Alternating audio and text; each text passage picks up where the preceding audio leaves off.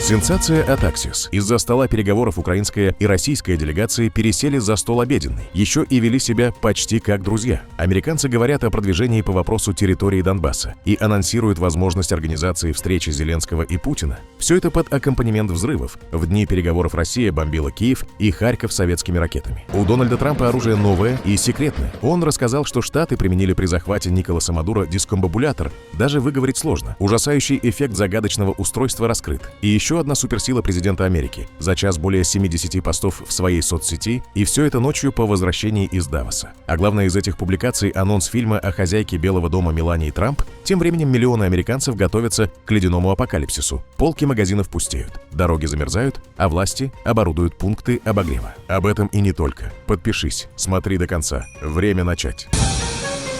Переговоры завершились. Абу-Даби на 2 дня превратился в дипломатический узел, где за закрытыми дверями встретились Украина, Соединенные Штаты и Россия, показательный трехсторонний формат, к которому стороны не прибегали никогда до этого. Закончилось все сенсацией от Axios. Как сообщили изданию анонимные американские чиновники, в финале делегации провели совместный обед, во время которого участники выглядели почти как друзья, а атмосфера встречи дала ощущение надежды на дальнейший прогресс. Таким образом, если источники Axios не подвели, то воюющие стороны собирались не только за столом переговоров, но и за обеденным. Возможно, это была одна из тонкостей восточной дипломатии, когда принимающая сторона, Объединенные Арабские Эмираты, сделала предложение, от которого отказаться было не просто неприлично и невежливо, но и крайне оскорбительно. А вот кто был изначальным инициатором такого обеда, хозяева или кто-то из гостей, приходится только догадываться. Восток — дело тонкое. Еще одна новость с эффектом взрыва: на следующей встрече в том же Абу-Даби делегации будут обсуждать возможность прямых переговоров Зеленского с Путиным. Те же анонимные представители американских переговорщиков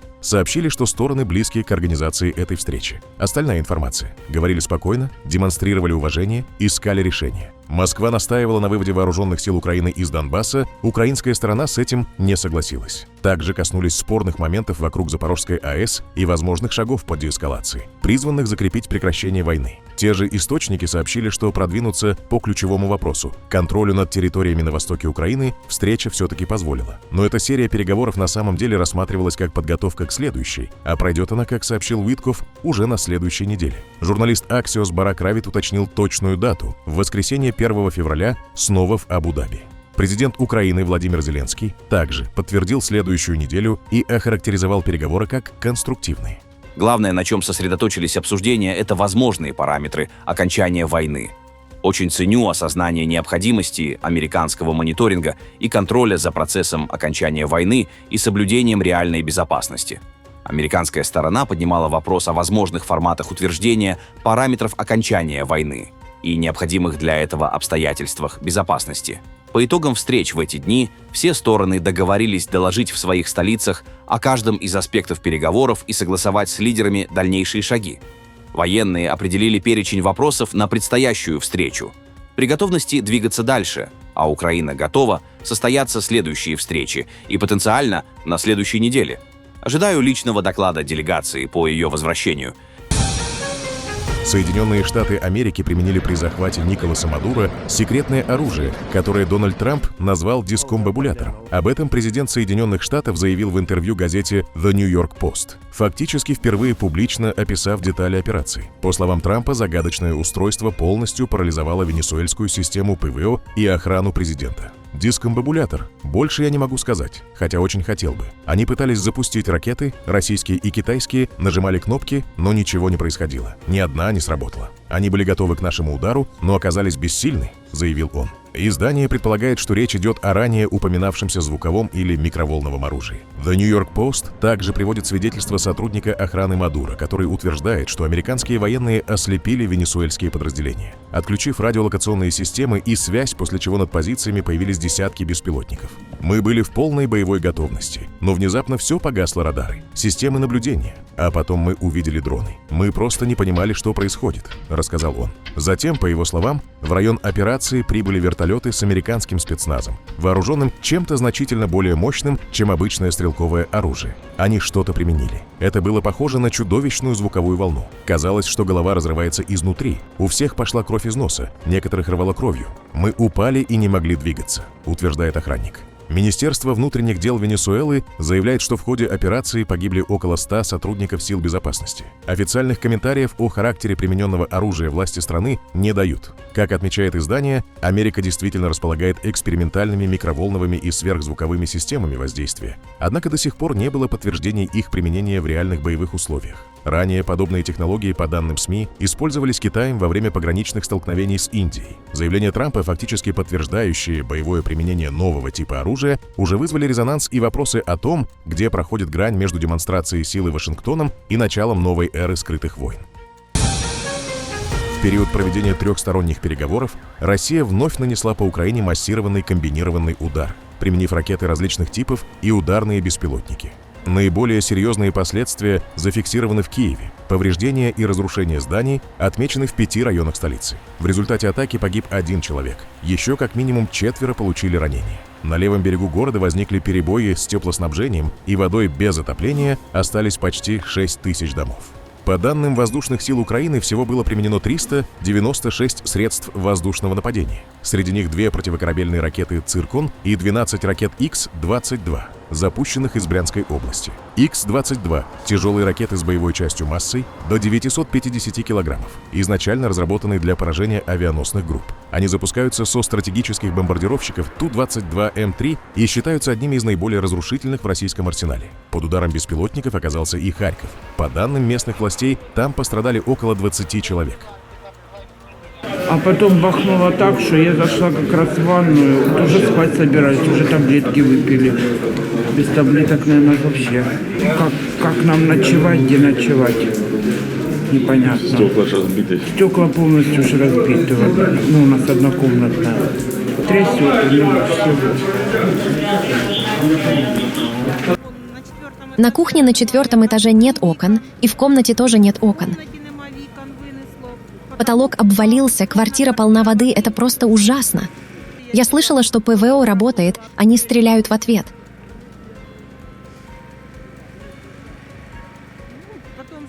Потом в 10 вечера все, казалось, успокоилось. Я легла и включила телевизор.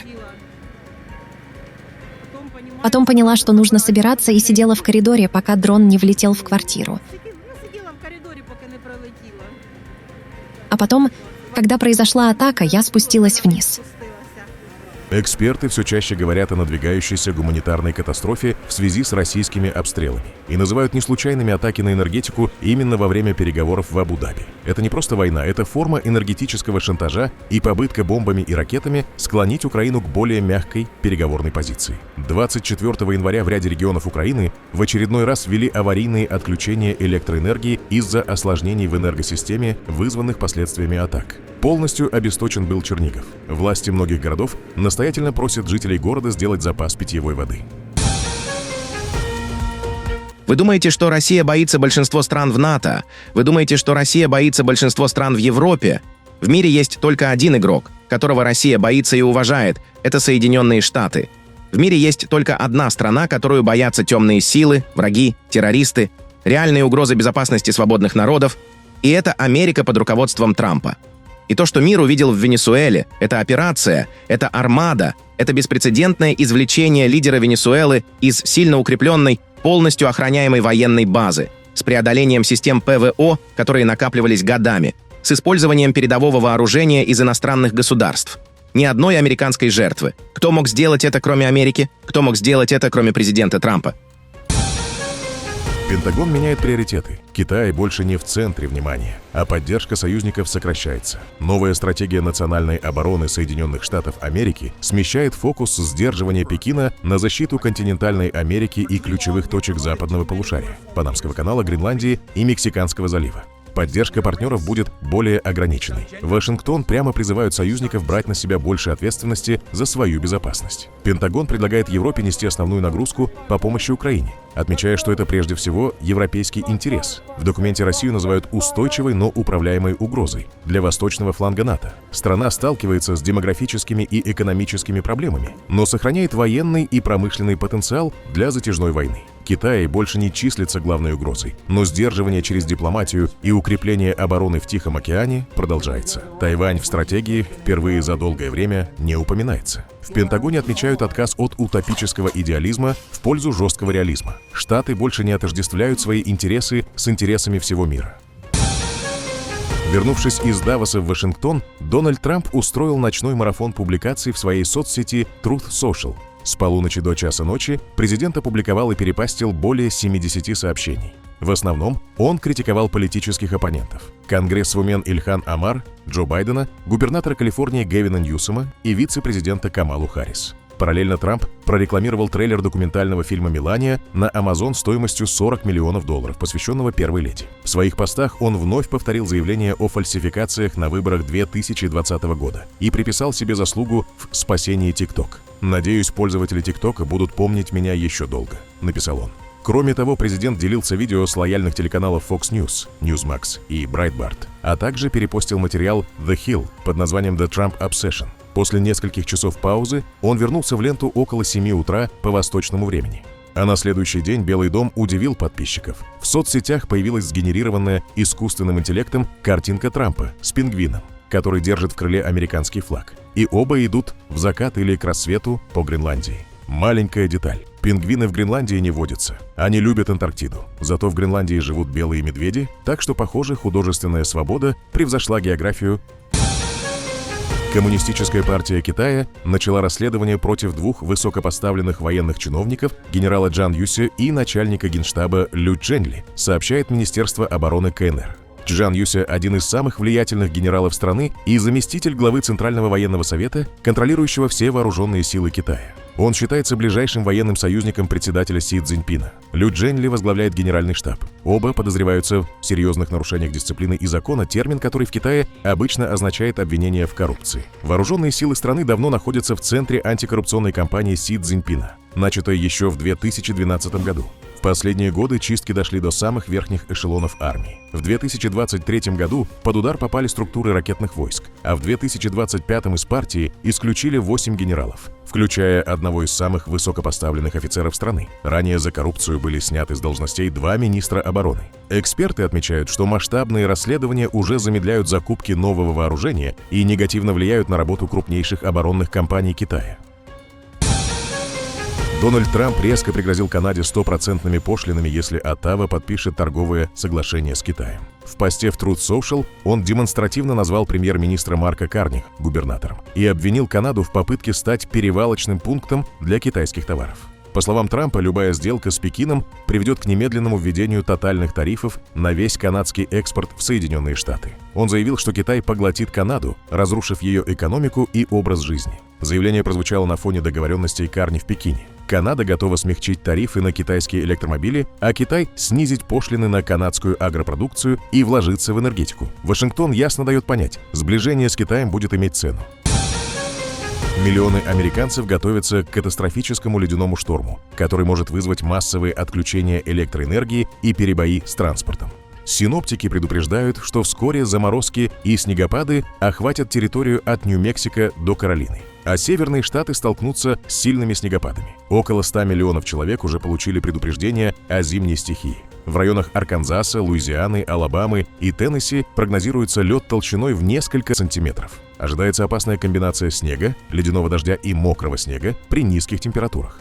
По прогнозам, выпадет более 80 мм осадков, что может привести к формированию ледяного слоя до 3 дюймов, достаточно, чтобы обрывать линии электропередачи и валить деревья. Власти мобилизуют снегоуборочную технику, запасают соль и рассол. Эксперты считают, что шторм станет серьезным испытанием для устойчивости электросетей, особенно в Техасе, где нагрузка на сеть будет высокой. В Арлингтоне армия спасения открывает приюты, предоставляя ночлег, питание и круглосуточное тепло нуждающимся жителям. В магазинах многих штатов наблюдается ажиотаж. Полки с продуктами и водой быстро пустеют. Жители массово скупают генераторы, дрова и товары первой необходимости. А власти призывают население сохранять спокойствие, но при этом готовиться к возможным перебоям с электричеством и поставками. Думаю, у нас выпадет снег, но я не знаю, сколько его будет. Но мы с семьей готовы ко всему, что может произойти, прежде чем ситуация ухудшится. Приходите в магазин спиртных напитков и купите все необходимое, пока снег не выпал. Да, я беру немного соли, потому что в эти выходные у нас будет очень суровая зимняя погода, и мне нужно подготовить место, где я работаю, чтобы убедиться, что все в безопасности. Поскольку мы здесь совсем недавно, всего год, мои друзья, которые живут здесь дольше, посоветовали мне купить генератор, бензин и несколько дополнительных устройств, чтобы подготовиться к предстоящей погоде. Так мы и делаем. У нас уже много дров. И всем советую просто убедитесь, что у вас их достаточно. И, конечно, основные продукты. Консервы, готовые блюда. Зарядные устройства заряжены, и у всех есть все необходимое для работы электроники дома. Несмотря на сильные морозы и приближающийся циклон, в Миннеаполисе прошла акция протеста против службы иммиграции и таможенного контроля. Демонстранты вышли на улицы города, приняв участие в мероприятии под названием «День протеста против АИС».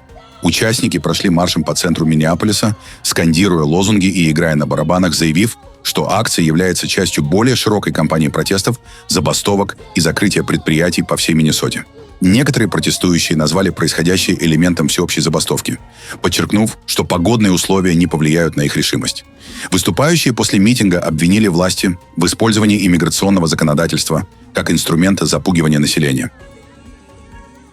Знаете что? Я не думаю, что эта прохладная погода помешает нам делать то, во что мы верим и что считаем правильным.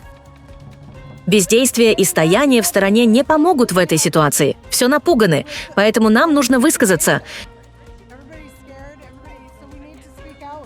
Ну, так мы не обращаемся со своими соседями. Бесчеловечность этой администрации Трампа просто за гранью разумного. Мы лучше этого. Дети в ужасе. Семьи боятся отправлять своих детей в школы. Речь идет не об иммиграции. Речь идет о запугивании. Речь идет не о восстановлении правопорядка. Речь идет о терроризировании общин, которые не нравятся Дональду Трампу. Южное командование Вашингтона подтвердило нанесение смертельного удара по судну в восточной части Тихого океана. Как говорится в официальном заявлении USSouthCom, 23 января по приказу министра обороны Пита Хексета, объединенная оперативная группа Southern Spear провела кинетическую операцию против судна, связанного с признанными террористическими организациями. По данным американской разведки, судно следовало по известным маршрутам международного наркотрафика и использовалось в операциях по контрабанде запрещенных веществ. Один человек выжил. После атаки USSouthCom немедленно уведомила береговую охрану Америки для запуска операции по поиску и спасению выжившего.